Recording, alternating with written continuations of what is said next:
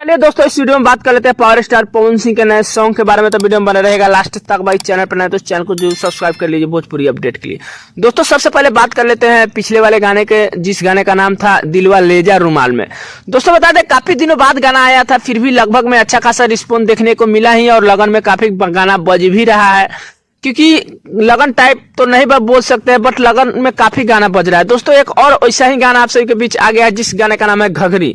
दोस्तों बता दें गाने को लिखे हैं आशुतोष तिवारी और म्यूजिक दिए हैं प्रियांशु सिंह, जो कि आशुतोष तिवारी और प्रियांशु सिंह का जोड़ी बहुत ही अच्छा माना जाता है।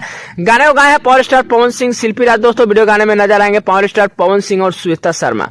दोस्तों बता दें टी सीरीज पे 22 तारीख को सुबह 7:15 पे गाना देखने को मिलेगा। अभी बता दें कि पोस्टर तो जारी हो चुका है, बट टीजर वगैरह नहीं आया है। हो सकता है देखिए आज किसी भी टाइम टीजर आएगा, तो आप सभी के बीच टीजर भी बताएंगे, अपडेट देंगे टीजर के बारे में। दोस्तों बता दें गाने जो आए थे पहले वाले दिलवा ले जा रुमाल में, गाने लगभग में अच्छा खासा आप सभी के बीच देखने को मिला।